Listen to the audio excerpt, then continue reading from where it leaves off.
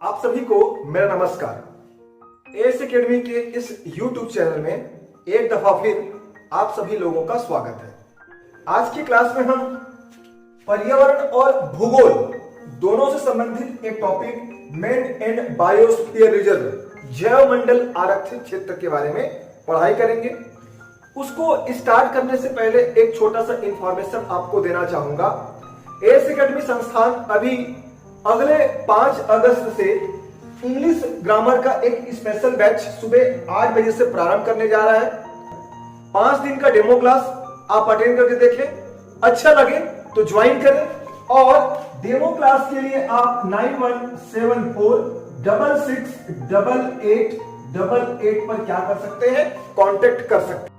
आज की इस क्लास में हम बायोस्फीयर रिजर्व के अंतर्गत जैव मंडल आरक्षित क्षेत्र के अंतर्गत ये सबसे पहले जानेंगे कि आखिर ये जैव मंडल आरक्षित क्षेत्र बायोस्फीयर रिजर्व MAB ये क्या चीज है। दूसरे टॉपिक में अपन देखेंगे कि बायोस्फीयर रिजर्व की संख्या हमारे भारत में कितनी है, कौन कौन से राज्य में ये बायोस्फीयर रिजर्व स्थित है और कब कब इन्हें बायोस्फीयर रिजर्व घोषित किया गया था। अब तीसरे इसके अंतर्गत यदि हम जाने कि भारत में 18 बायोस्फीयर रिजर्व हैं, तो क्या स्थितियां हैं, क्या पैरामीटर्स हैं जिसके आधार पर बायोस्फीयर रिजर्व का क्या किया जाता है, घोषणा किया जाता है। करते हैं पहले बिंदु पर, आखिर ये बायोस्फीयर रिजर्व MAB ये सब होते क्या है।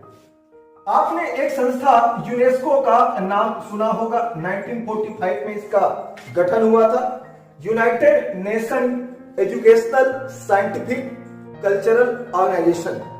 इसने मानव और प्रकृति का सीधा संबंध जोड़ने के लिए, इनके संबंधों को वैज्ञानिक आधार प्रदान करने के लिए, मजबूत करने के लिए 1971 के दशक में एक प्रोग्राम चलाया जिसे MAB man and biosphere programme कहा जाता है। और इसी MAB के तहत यूनेस्को जो है विश्व के प्रत्येक देशों में जहां जहां पर उचित होना चाहिए वहां पर बायोस्फीयर रिजर्व की स्थापना करता है। तो अभी हमने देखा कि मैन एंड बायोस्फीयर रिजर्व कौन घोषित करता है, यूनेस्को घोषित करता है।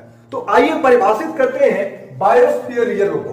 तो बायोस्फीयर रिजर्व जो है यूनेस्को द्वारा घोषित वह सांस्कृतिक और प्राकृतिक परिदृश्य होता है जिसके अंतर्गत प्रजाति, वनस्पति, जीव के शोध और अनुसंधान, उसके संवर्धन और उसके विकास को क्या करते हैं, हम बढ़ावा देते हैं। किसी भी पारिस्थितिकी तंत्र को अपन सुरक्षित करते हैं और इसी उद्देश्य से यूनेस्को क्या करता है, बायोस्फीयर रिजर्व की स्थापना करता है। बायोस्फीयर रिजर्व स्थापित करने के मूलतः 3 उद्देश्य आपको याद रखने हैं। एक, जीव व वनस्पति को उसके ही प्राकृतिक अधिवास पर संरक्षित करना, साथ ही साथ पारिस्थितिकी तंत्र के इकोसिस्टम के संरक्षण के अध्ययन, संरक्षण, शोध एवं अनुसंधान को बढ़ावा देना। और तीसरी चीज, प्राकृतिक संसाधनों के स्थायी और गैर नुकसानदेह इस्तेमाल को बढ़ावा देने के इन 3 उद्देश्य के कारण ही बायोस्फीयर रिजर्व की स्थापना की जाती है। ओके, बायोस्फीयर रिजर्व जो है यूनेस्को मान्यता प्रदान करता है। किसी भी क्षेत्र में बायोस्फीयर रिजर्व की स्थापना जो है संसद के अनुमोदन से हो सकता है, लेकिन वह MAB man and biosphere reserve तभी कहलाएगा जब यूनेस्को उसे क्या करेगा, मान्यता प्रदान करेगा। इस बात को भी आपको याद रखना। आइए अब जान लेते हैं भारत के बायोस्फीयर रिजर्व या फिर जैव मंडल आरक्षित क्षेत्र।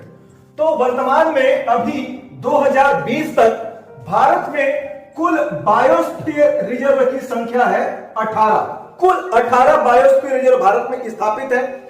लेकिन सबसे खास बात यह है कि इन 18 बायोस्फीयर रिजर्व में केवल और केवल 11 को ही यूनेस्को क्या किया है, MAB या फिर मैन एंड बायोस्फीयर रिजर्व की श्रेणी में रखा है। इन 18 बायोस्फीयर रिजर्व को पहले क्षेत्र के हिसाब से बांट लेते हैं, उसके पश्चात देखते हैं कि कहां पर किस क्षेत्र में कितने बायोस्फीयर रिजर्व स्थित है। जैसे कि ये आपका ऊपर वाला हिस्सा आप मान लीजिए उत्तर भारत है, ये क्षेत्र जो है आपका पश्चिम भारत, ये आपका पूर्व भारत और ये आपका दक्षिणी भारत। ठीक, तो दक्षिणी भारत में कुल बायोस्फीयर रिजर्व की संख्या है 5, जबकि उत्तर भारत में आप 2 पाएंगे, पश्चिम भारत में इसकी संख्या है 1, मध्य भारत में इनकी संख्या है 3 और पूर्वी भारत में आप टोटल 7 बायोस्फीयर रिजर्व पाएंगे। ठीक है, 7 3 10 5 15 2 17 1 18। ठीक, जो पश्चिम क्षेत्र में एक बायोस्फीयर रिजर्व है वो है कच्छ का रण बायोस्फीयर रिजर्व। भारत के 18 बायोस्फीयर रिजर्व से एक कौन सा? कच्छ का रण।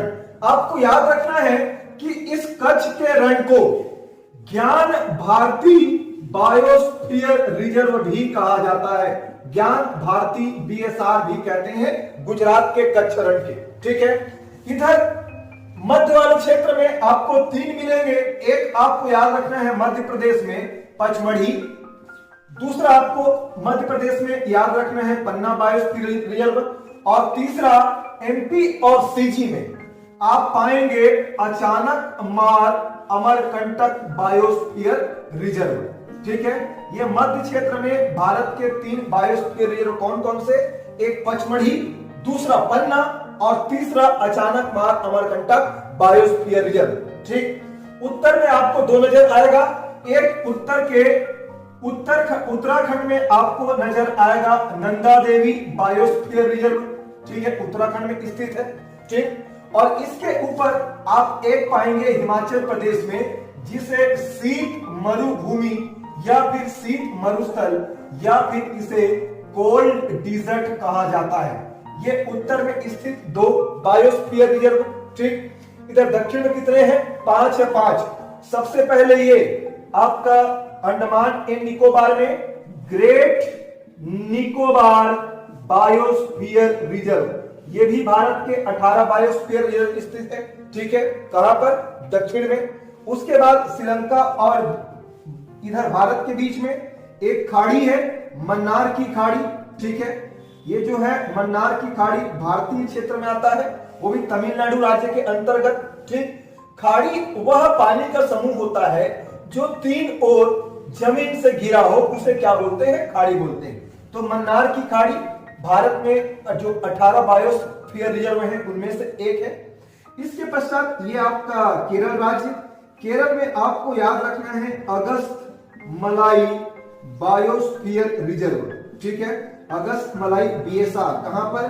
केरल में। ठीक, अगस्त मलाई के बाद आप कर्नाटक, तमिलनाडु, इन 3 क्षेत्र में यानी कि कर्नाटक, केरल और तमिलनाडु में एक बायोस्फीयर रिजर्व पाएंगे, नीलगिरी बायोस्फीयर रिजर्व। ठीक है, जो नीलगिरी की पहाड़ी, विशेष रूप से इसे याद रखना है।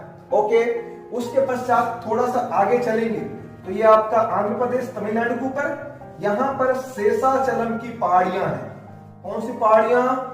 शेषाचलम की पहाड़ियां। और इस शेषाचलम की पहाड़ियों को भी क्या घोषित किया गया है?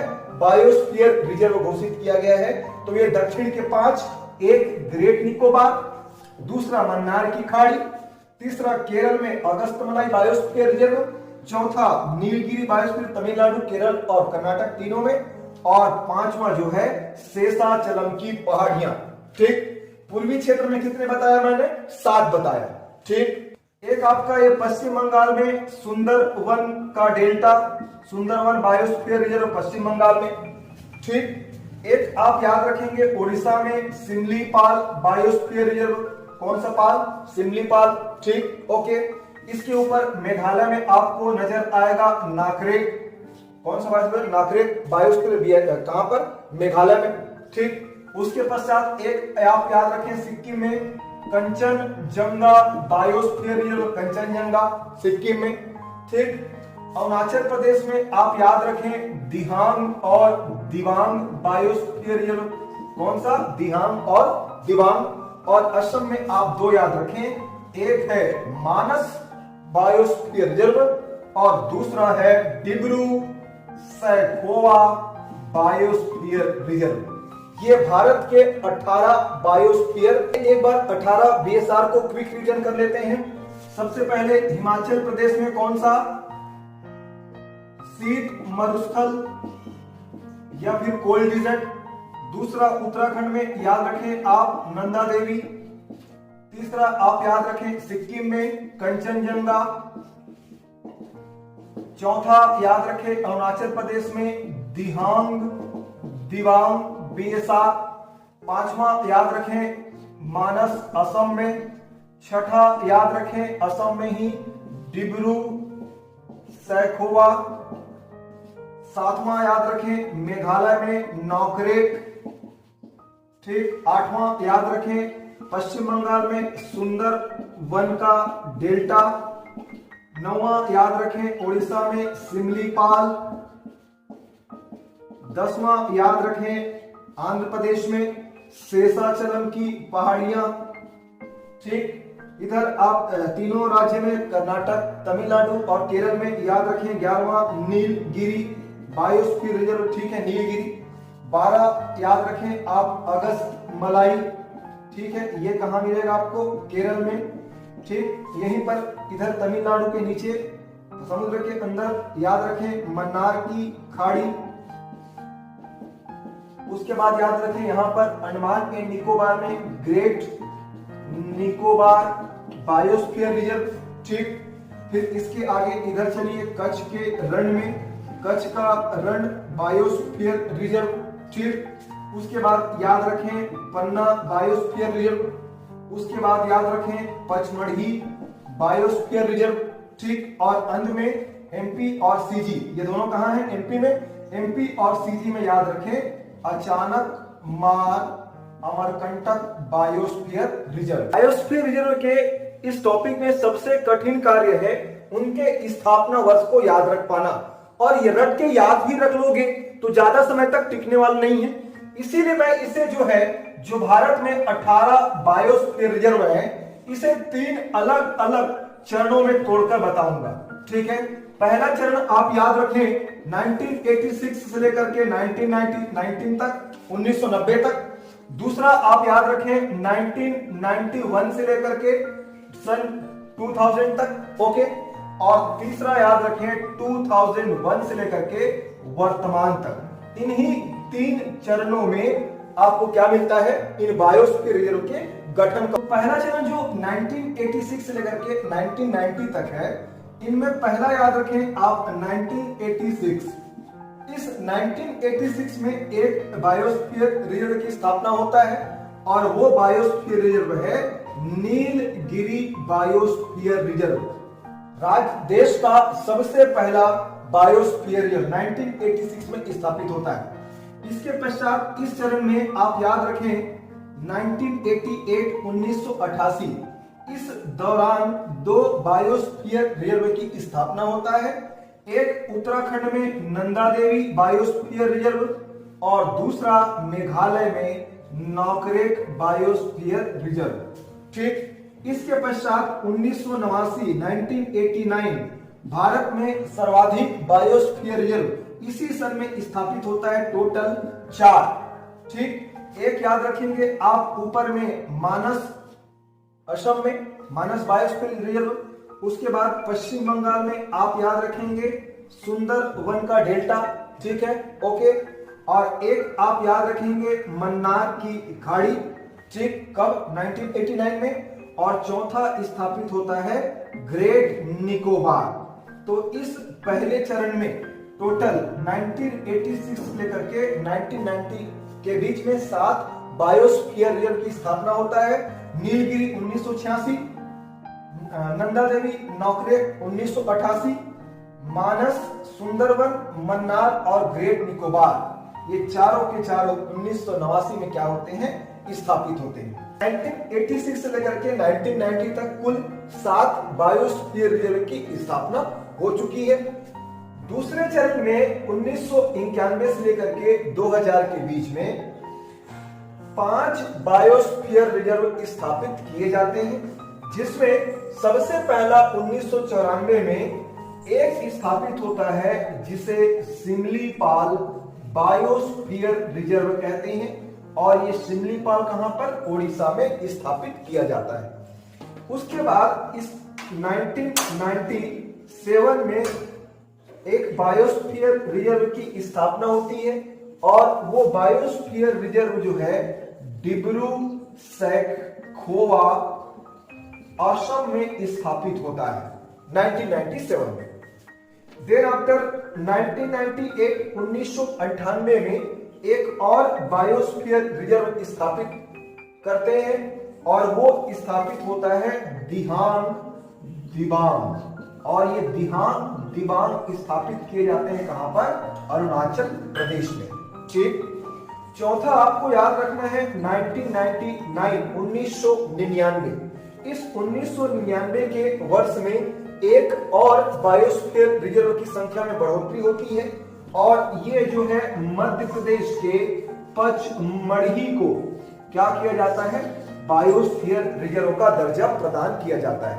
और इस चरण के आखिरी दौर में सन 2000 में एक और बायोस्फीयर रिजर्व की स्थापना होता है, और वो इस सिक्किम में कंचनजंगा को क्या करते हैं, स्थापित करते हैं कंचनजंगा को। और ये कहां पर, सिक्किम में।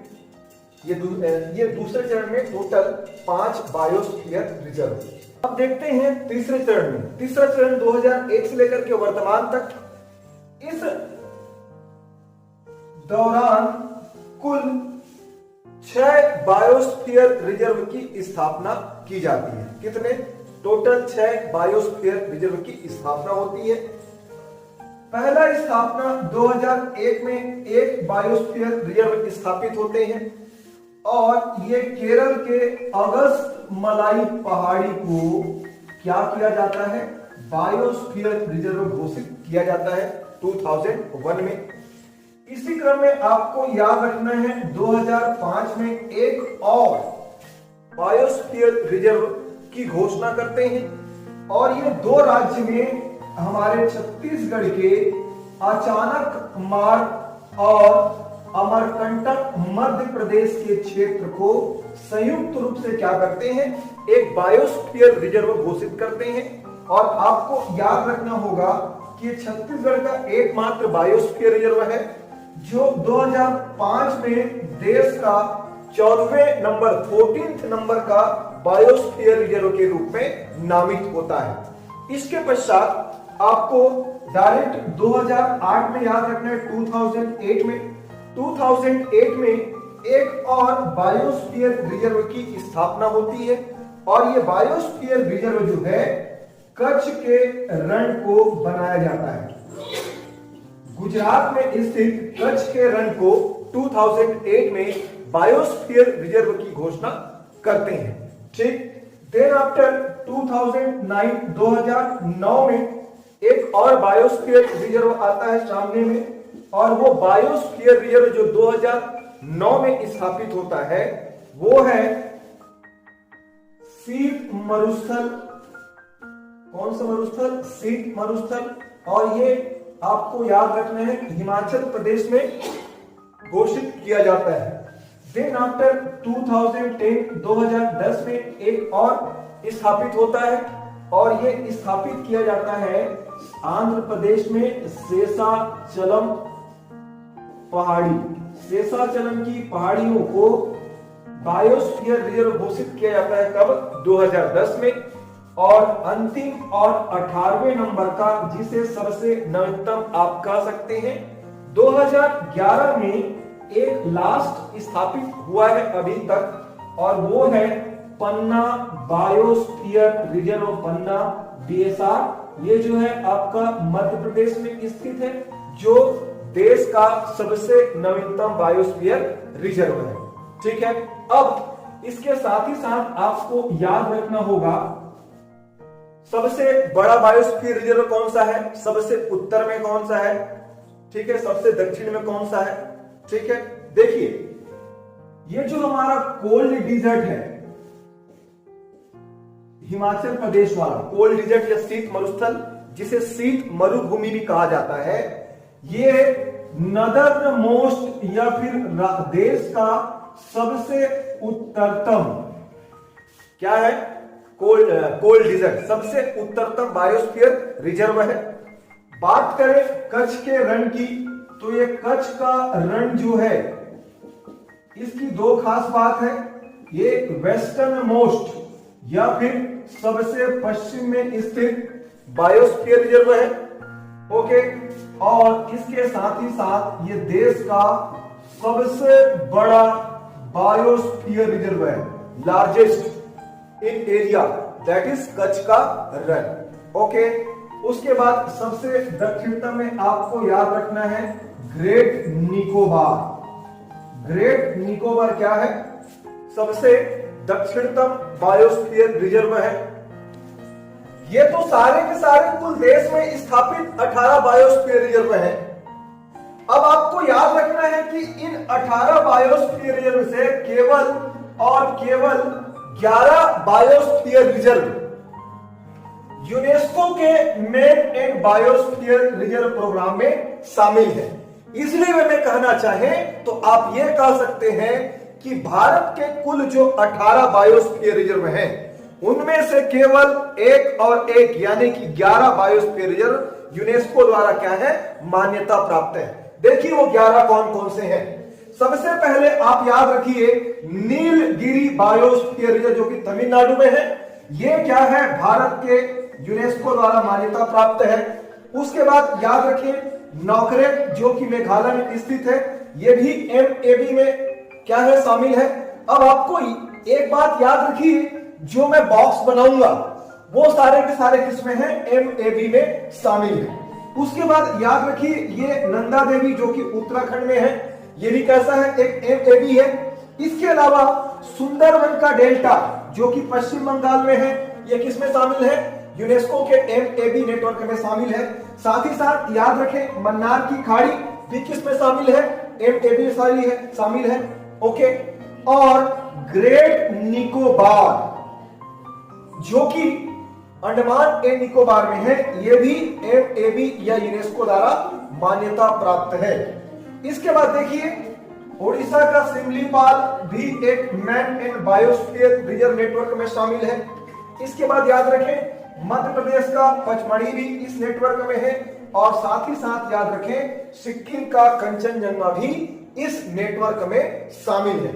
इसके साथ साथ आपको याद रखना होगा केरल का अगस्तमलाई भी यूनेस्को के MAB नेटवर्क में है, और अचानक अमरकंटक भी इसमें क्या है, शामिल है, यूनेस्को द्वारा मान्यता प्राप्त है। सबसे खास बात आपको याद रखना है, ये जो हमारा सिक्किम का कंचनजंगा है, ये कंचनजंगा राज्य या देश का 11वां मैन एंड बायोस्फीयर रिजर्व है। 11वां सबसे लेटेस्ट कौन सा है, कंचनजंगा है।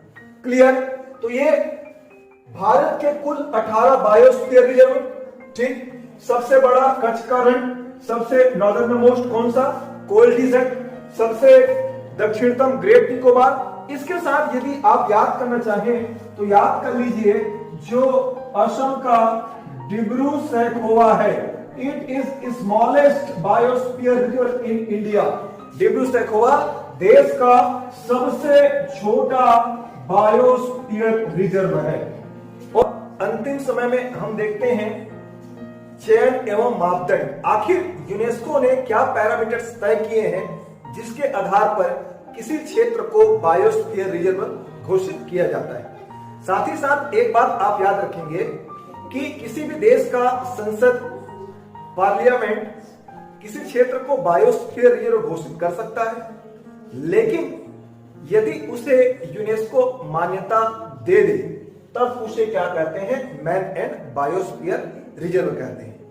यूनेस्को जो है, जो मैन एंड बायोस्फीयर रिजर्व का चयन करता है, उसके जो पैरामीटर्स हैं उनमें से एक 3 बातें आपको विशेष रूप से याद करनी है कि पहली ये कि उस क्षेत्र में सांस्कृतिक व जनजातीय परंपराएं विद्यमान हो, या वो क्षेत्र सांस्कृतिक एवं जनजातीय परंपरा से क्या हो, ओतप्रोत हो। उस क्षेत्र में विशिष्ट प्रजाति व वनस्पतियों का अधिवास हो। ठीक है, वनस्पतियों का क्या हो? अधिवास या फिर निवास हो। ठीक। तीसरी जो सबसे खास बात है कि उस क्षेत्र में दुर्लभ एवं संकटापन्न इंडेंजर्ड प्रजातियां क्या हो?